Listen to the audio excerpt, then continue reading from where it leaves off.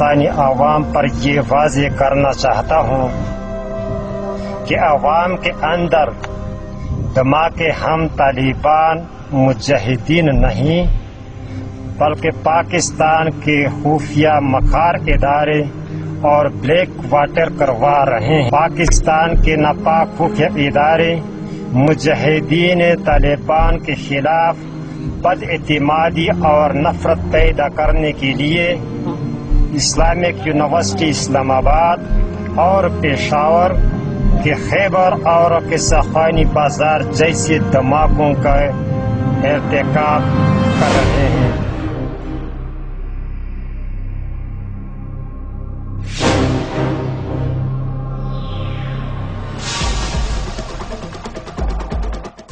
As a nation, we committed a mistake of not defining 9/11 as an inside job. The result was a series of wrong decisions which pulled us into absolute chimozo. I haven't accepted the 9/11 investigation. You haven't? I am convinced that 9/11 was in fact an inside job. No, you guys are extremists. Fox News is the biggest bunch of extremists on the... This operation was planned in England, London, England. We believe 9/11 was live. We thought the people would expose the lie. Stories that were told all about 9/11 were false. We have the evidence of the 10 key features of controlled demolition. 9/11 was done by people in our own government and our own banking system. Even a fool will know that this was inside job. DGISI was on the breakfast table with Director CIA and an American senator on the morning of 9/11. General Mahmoud was fired because he declared 9/11 as a false flag operation. Musharraf immediately reshuffled the military hierarchy. Soon, Pakistan has become the green zone for all CIA operations, including JSOC, drones, Blackwaters, US Air Force and Marines. Afghanistan is not only landlocked but also distance-locked location for US forces. That is the reason two aircraft carriers were present 300 kilometers south of Pakistan at time of 9/11. B-52 and B-2 bombers were present at Diego Garcia 3,000 kilometers south of Karachi. This is an irony in itself that 22 naval warships were ready at right location at right time. It was time to bomb the Taliban. But the air operation distance was one of the major challenges. F-18s or F-22 flying from aircraft carriers have a combat range of 1,000 kilometers. Bombing operations in Afghanistan were around 1,500 kilometers from the fleet location. And that is the reason they used Jacobabad and Pasni for refueling and re-equipping. Also, shorter flights resulted in lesser rebuilding of airplanes. The bombers had the combat range of 7,000 kilometers and bombing missions were attainable from Diego Garcia. But the operations were tedious and expensive, and that's why they used green zones inside Pakistan. Also, there has been media reports of at least one US C-17 Hercules crashing at Shamsi airfield. After the bombings, it was time to set up bases in Afghanistan. Pakistan was ordered to protect NATO convoy roads. These route passes through the tribal belt which was controlled by Naik Muhammad and the Haqqanis.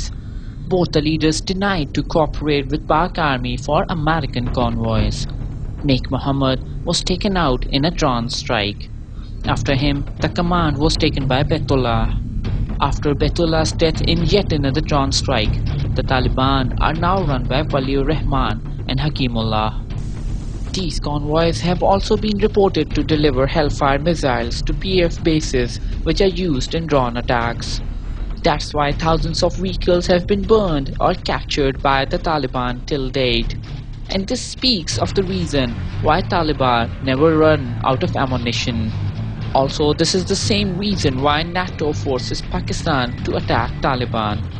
If one day Taliban succeed to stop these convoys, then America has to simply pull out from Afghanistan. It was 2005 and Pakistan was enlisted as major non-NATO ally. This is not just a political term. Major non-NATO ally is a status by which Pakistan can get military equipment and financial aid from America. Here, it's worth mentioning that these were the same Americans that put sanctions on us after our nuclear tests. एक तारीखी हकीकत है 65 में they dished us 65 के बिल्कुल Americans they dished us. As a payback, Pakistan agreed to participate in Operation Cannonball. This operation was all about systematic abduction and assassination of jihadi elements in Pakistan. Marine trainers soon reached Bajaur and started training military men for special operations. Khalid Sheikh Mohammed, Abu Zubaydah, Al-Libi, Rashid Rauf, Khalid Habib, Siraj Haqqani, Ilyas Kashmiri and Afia Siddiqui were among the hundreds abducted or assassinated. Most of them were moved to CIA black sites in Alizai and Attak. In the middle of all this, a twisted event occurred. PAF men tried to blow the convoy of General Musharraf. Chaklala Bridge was detonated, but Musharraf's convoy managed to escape. All investigations were led by General Kiani. 110 PAF men were court-martialed and 6 were given death penalty. The PAF convicts believe that CIA has sabotaged the plane of Musaf Ali Mir. It is a known fact that none of the verdicts were made public. All legal proceedings were kept secret. A number of highly trained Americans enter Pakistan. They carry along latest weapons and surveillance equipment. They hire houses, ex-army officers and train people. The blame doesn't go to Interior Ministry because the scope is just beyond their capacity. It's the highly sophisticated ISI and military intelligence who coordinate with CIA for all covert operations. Well, I've been investigating this for some time, and I've had it confirmed for me by a military intelligence source, another military source, and a former Blackwater executive that, in fact, Blackwater is operating clandestinely inside of Pakistan, not for the State Department or the CIA, although they do work for the CIA in Pakistan, but for the Joint Special Operations Command, which is the elite paramilitary division of the U.S. military responsible for covert operations.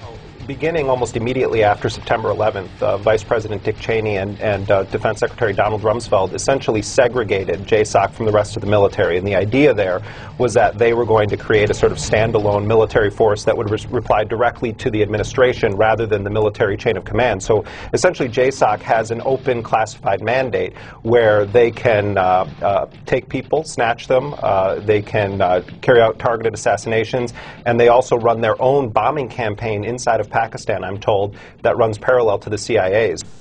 Now, let us do some logical analysis of a few terror attacks. Recently, a bomb blast ripped through a girls' school in tribal area. Incidentally, 2 American military personnel died in it. The question is, what were US Army men doing inside a Pakistani girls' school? Then, the CIA wanted to buy PC Peshawar. The head of Blackwaters in Pakistan is a former director of CIA. Until Taliban bombed PC twice, the deal was not dead. Where at Islamabad was almost the same scenario. The first persons who arrived at the blast scene were Americans with guns, or supposedly they were Marines or Blackwaters. Most recent, a blast happened at Data Darbar, which was in fact a total non-Taliban style activity. Chief Justice asked the police to investigate Blackwater's involvement. Also, Taliban asked the Punjab government that they are ready to help with the investigations. Same week, we had in our newspapers that Americans want to buy the Governor House. Another example was a suicide bomb blast at 15 police office in Lahore. The media failed to mention that the actual target were 7 ISI men who died on the spot. Now, let the number do the talking. Since 2005, we had 216 bomb attacks in Pakistan, which fall under the category of terrorism. Among them, 8% were against ANP and were part of target assassinations. 16% were in civilian locations. Most of them were claimed by no one. 75% of attacks were against the army, police, ISI, FIA, and the paid tribal militia. of the intelligence agencies in order to totally demolish them. Because these agencies are the ones who are really directing the battle and staying awake all night to inflame